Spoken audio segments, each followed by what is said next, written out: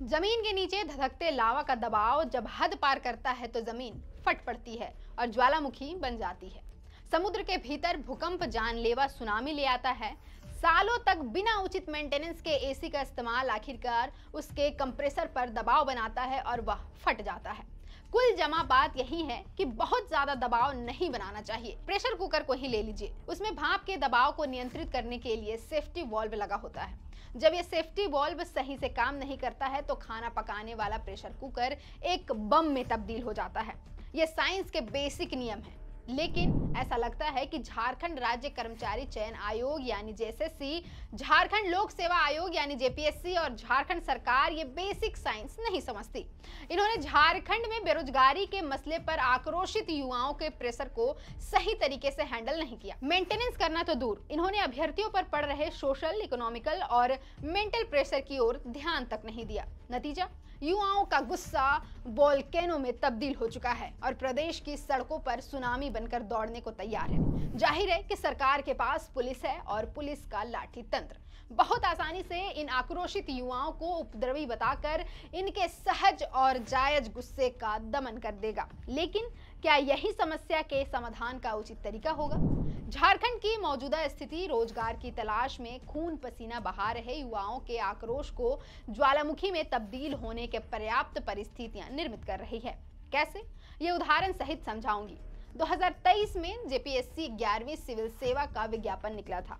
2024 में पीटी और मुख्य परीक्षा का आयोजन हुआ। इस बात को अब 9 महीने बीत गए हैं, लेकिन रिजल्ट की स्थिति नील बट्टे सन्नाटा है। रिजल्ट को लेकर उठ रहे तमाम सवालों पर जेपीएससी या सरकार की तरफ से न तो कोई प्रेस रिलीज जारी की जा रही है और न ही कोई नोटिस दिया जा रहा है। आयोग के चेयरमैन कुछ बोलते नहीं। सरकार ने अंतहीन चुप्पी साध रखी है।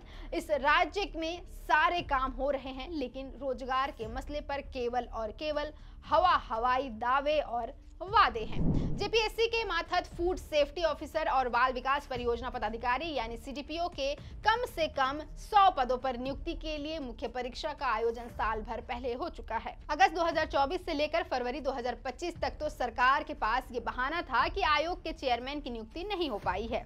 रिजल्ट कैसे प्रकाशित होगा? इस बीच चेयरमैन की नियुक्ति हो जाती है और वे छुट्टी पर चले जाते हैं। रिजल्ट का पूछने पर अभ्यर्थियों से कहते हैं कि हम इसकी समीक्षा कर रहे हैं।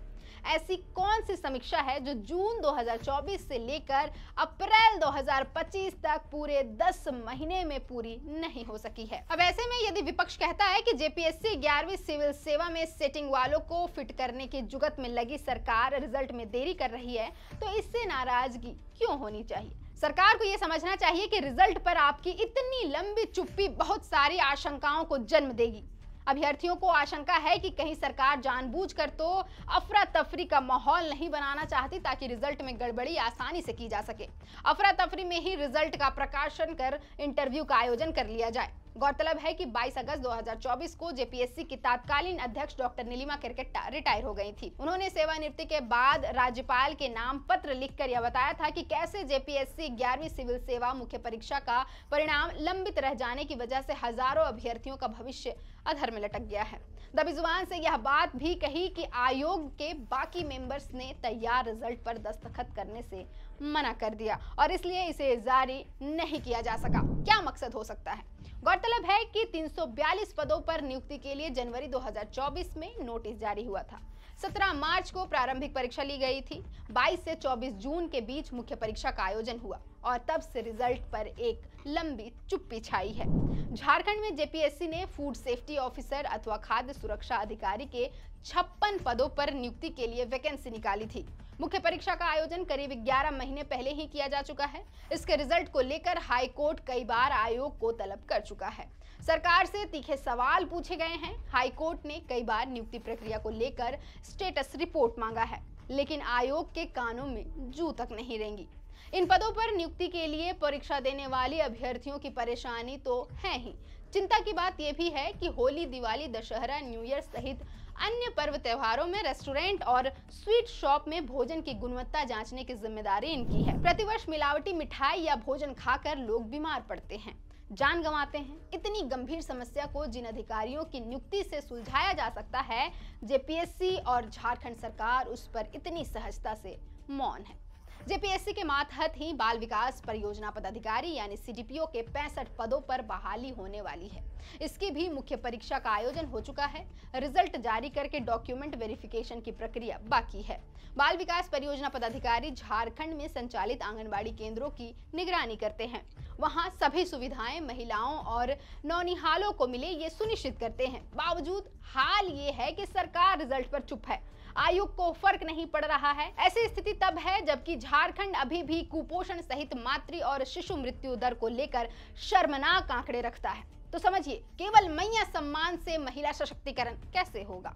केवल भाषणबाजी से महिला स्वावलंबन कैसे सुनिश्चित होगा? जेएसएससी के जरिए सहायक अध्यापक के 26,001 पद पर नियुक्ति के लिए लिखित परीक्षा का आयोजन हो चुका है। सीटेट बनाम जेटेट की लड़ाई में थोड़ा विलंब हुआ था। कम से कम अब प्रक्रिया आगे बढ़नी चाहिए थी। हाईकोर्ट ने इस विषय पर तीखे सवाल आयोग और सरकार से पूछे हैं। झारखंड के प्रारंभिक स्कूलों में शिक्षकों की भारी कमी है। आयोग ने नगरपालिका सेवा संवर्ग के 930 और उत्पाद सिपाही के 400 से ज्यादा पदों पर भर्ती के लिए परीक्षा ली थी। उनके भी परिणाम लंबित है। ऐसे कैसे चलेगा? गौरतलब है कि 28 नवंबर 2024 को मुख्यमंत्री हेमंत सोरेन ने कहा था कि 1 जनवरी से पहले ही जेपीएससी और जेएसएससी की तमाम लंबित नियुक्ति प्रक्रियाएं पूरी कर ली जाएगी। नया एग्जाम कैलेंडर जारी हो जाएगा। उस वादे को 4 महीने बीत गए और अब जेपीएससी और जेएसएससी लंबित नियुक्तियों को पूरा करने और नया एग्जाम कैलेंडर जारी करने की दिशा में एक कदम भी आगे नहीं बढ़ पाया है। इसे क्या समझे? क्या मुख्यमंत्री ने बस कहने भर को कह दिया, या फिर ये सच्चाई है कि इस सरकार में ब्यूरोक्रेसी बेलगाम और अधिकारी मुख्यमंत्री के आदेश को भी ओवरटेक कर जाते हैं? उनको फर्क नहीं पड़ता। कारण जो भी हो, अभ्यर्थियों का धैर्य जवाब दे रहा है। जो लोग परीक्षा दे चुके, उनकी उम्मीद खत्म होती जा रही है। जिनको भविष्य में प्रतियोगिता परीक्षा में शामिल होना है, उनकी हिम्मत टूट रही है। ये किसी भी राज्य अथवा सरकार के लिए अच्छे संकेत तो कतई नहीं है। फिलहाल के लिए इस वीडियो में इतना ही। आप देख रहे थे द फोर्थ पिलर। मेरा नाम है अवंतिका और इस कंटेंट को आपके लिए लिखा था हमारे कंटेंट हेड सूरज ठाकुर ने। शुक्रिया।